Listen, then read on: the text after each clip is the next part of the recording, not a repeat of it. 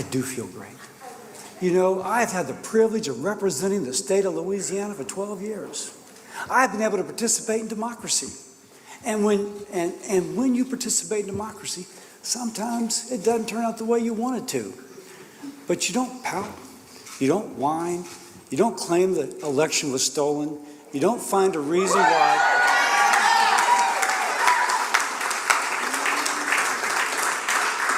You don't manufacture some excuse. You thank the voters for the privilege of representing the state or the country for as long as you've had that privilege. And that's what I'm doing right now.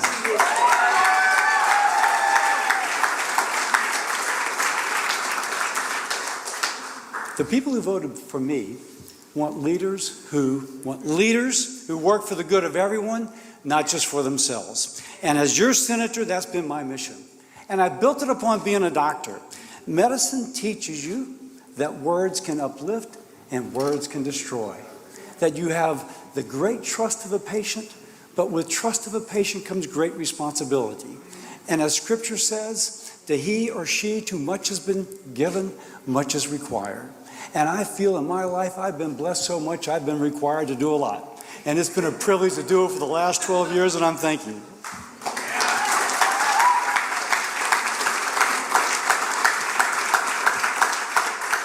And let me just set the record straight. Our country is not about one individual.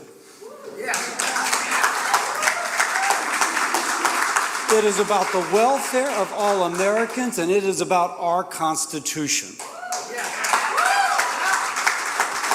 And it is the welfare of my people and my state and my country and our Constitution to which I am loyal.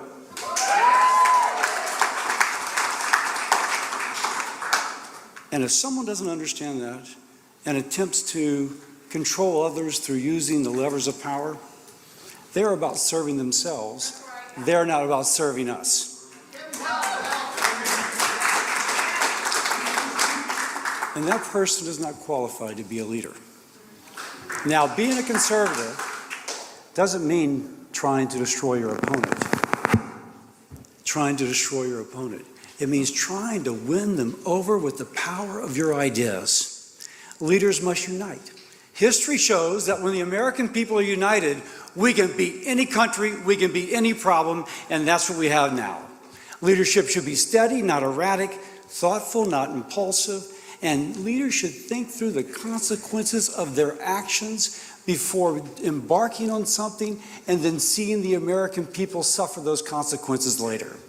That's how weaving, ducking and diving, doing absolutely everything she can to avoid getting should be judged, and I welcome that judgment on it. Connected to Michael Wolff, the journalist. 12 years I will have spent in the Senate. I'm also asked if I am bothered by being attacked on the internet. Insults only bother me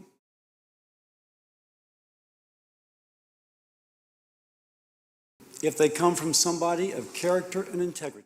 I don't understand. How could this happen? Yeah, great question. Okay. Look, in surgery, a nurse said, don't forget.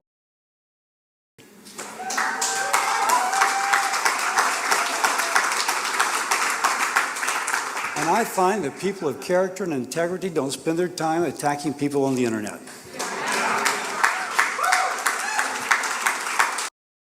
You're watching The Legal Breakdown. Glenn, we have a big update as far as one of Donald Trump's top henchmen are concerned, where his law license may now be at risk. Can you explain what just happened? Yeah, Brian. Ed Martin, our viewers will probably remember that name. This is the guy that Donald Trump tried to make the top prosecutor in Washington. A nurse said, don't. In D.C., the United States Attorney for the District of Columbia, and Ed Martin proved to be a bridge too far for the Republican-controlled Senate, and they refused to confirm him. So then they shifted Ed Martin over to the Department of Justice, put him in charge of the weaponization group, but he wasn't long for that position either. He got himself into some hot water. He was removed from that position, not to mention he was removed from the Department of Justice, and he's in some satellite office building halfway across town now. However, he is still the pardon attorney for the United States of America because, of course, he is. Well, when he was acting U.S. Attorney for the District of Columbia, what did he do? He threatened Georgetown University School of Law by saying, I understand that your school is teaching and promoting DEI. This is unacceptable and you must stop. And when they opted not to stop because they have First Amendment rights, freedom of speech, freedom of assembly, freedom of religion, it is a Catholic and Jesuit private institution, he punished them by prohibiting any Georgetown University law students or anybody affiliated with Georgetown from working at the D.C. U.S. Attorney's Office. Brian, I would say this is like legal bizarro world, but what it really is Trump world. They don't believe that the laws or the Constitution apply to them or constrain their conduct, not to